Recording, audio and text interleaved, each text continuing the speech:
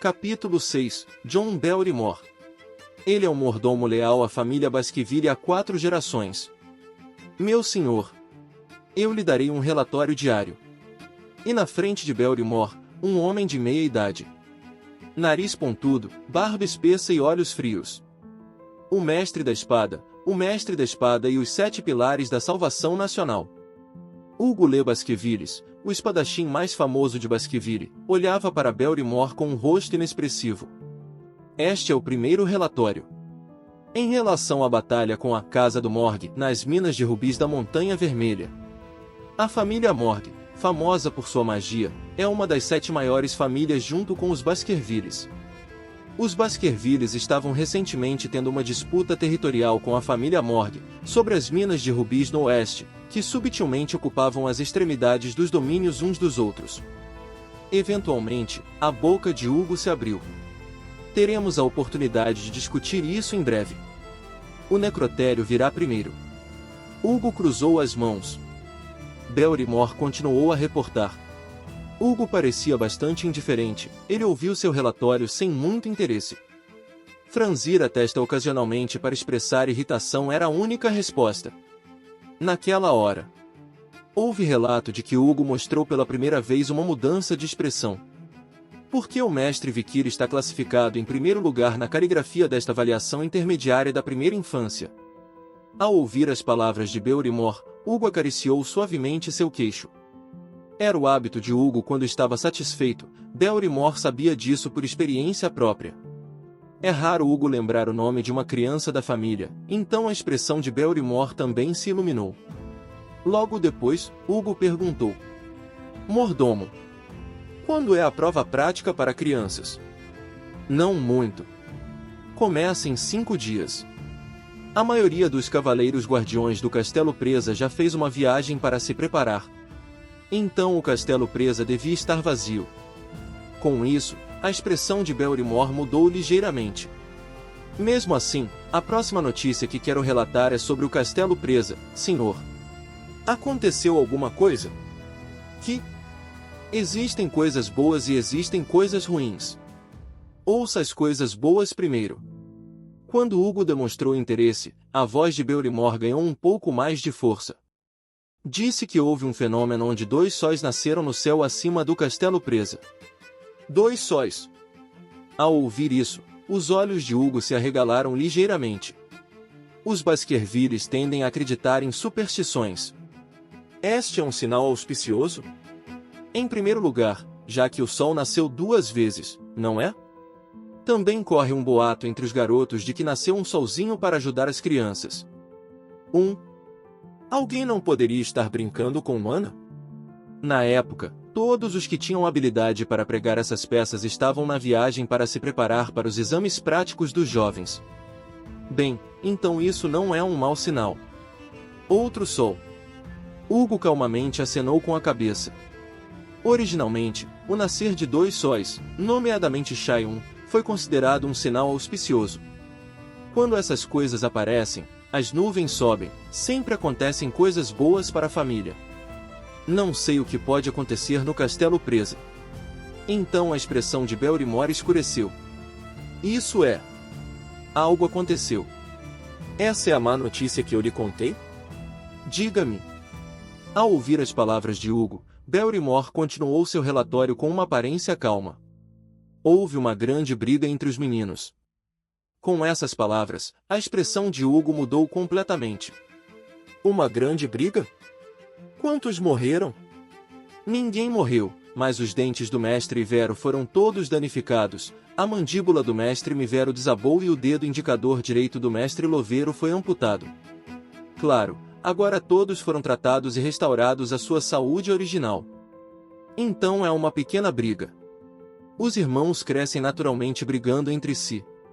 Hugo pareceu aliviado e recostou-se na cadeira. Então ele murmurou enquanto folheava os relatórios sobre os trigêmeos. Como somos os únicos próximos um do outro, não há como brigarmos um com o outro, certo? Você tem razão. Houve atrito com outro menino. Eles são tolos. Se a pessoa for mais velha que eles definitivamente seriam mais fortes. Mesmo meros bastardos julgarão se são mais fortes ou mais fracos antes de atacar você. Hugo estalou a língua e Belrimore o corrigiu. Isso é. O garoto que os fez assim é mais jovem. O quê? Ele é mais novo? Então você está dizendo que toda a turma de crianças de 8 anos pulou em cima deles? Não. É apenas um. Com essas palavras, os olhos de Hugo brilharam novamente. E no relatório de Belrimore que se seguiu, eles ficaram ainda mais entusiasmados. O primeiro colocado na prova escrita que mencionei anteriormente, Mestre Vikir, foi o autor. Vikir Van Baskerville. 8 anos este ano. Ele recebeu um telefonema do chefe da família e dirigiu-se para a sala da família que estava escondida nas profundezas da mansão. Quando abriu a porta e entrou, viu a grande estatura de Hugo Le Baskervilles. Sentar-se. Mesmo que ele não mostrasse nenhuma aura em particular, o impulso que irradiava dele era pesado. Vikir moveu-se com cuidado para não revelar a mana escondida em seu corpo.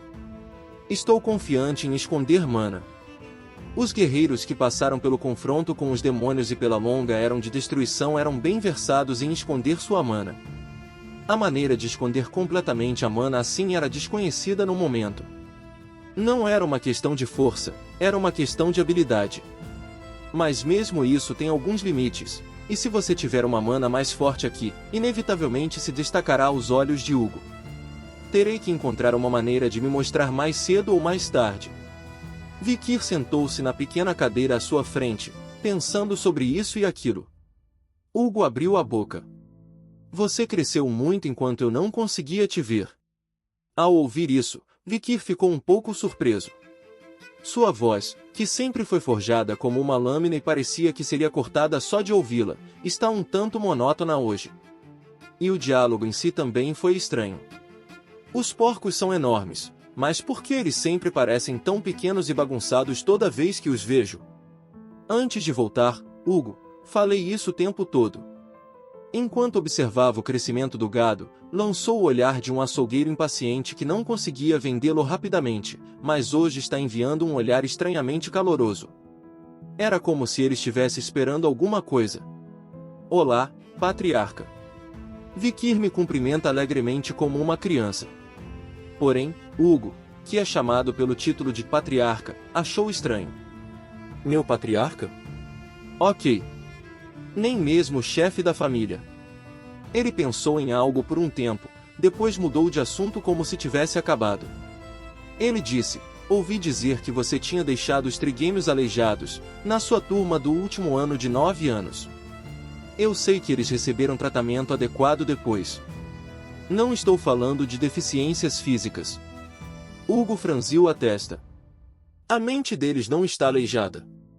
Desde aquele dia dizer que eles comem separados, ouvem dormir separados e não misturam as palavras direitas. Os 3 foram excelentes no trabalho em equipe, passando no exame ao mesmo tempo, mas agora desmoronaram completamente. Isso seria tudo? No final das contas, todos os 3 estavam com medo de Vikir. Um cachorro que perdeu o espírito de luta é inútil na eternidade. Mas Vikir não se preocupa em dizer isso. Mas ele está apenas fazendo uma declaração ousada. Não seria pesado e inútil carregar 3 espadas desleixadas ao mesmo tempo? Em vez de uma espada mestra. Os olhos de Hugo se arregalam com essas palavras. Isso mesmo. Ele coçou o queixo e olhou para o garoto de 8 anos à sua frente. Se você olhar para ele, os cantos de sua boca fazem cócegas. Mas você não acha que foi errado bater nos irmãos dele? Ao ouvir as palavras de Hugo, Vikir questionou incrédulo. Errado? Por que estou errado? O que? Você não fez uma bagunça com seus irmãos? À pergunta de Hugo, Vikir inclinou a cabeça como se não conseguisse entender nada. Por que isso está errado?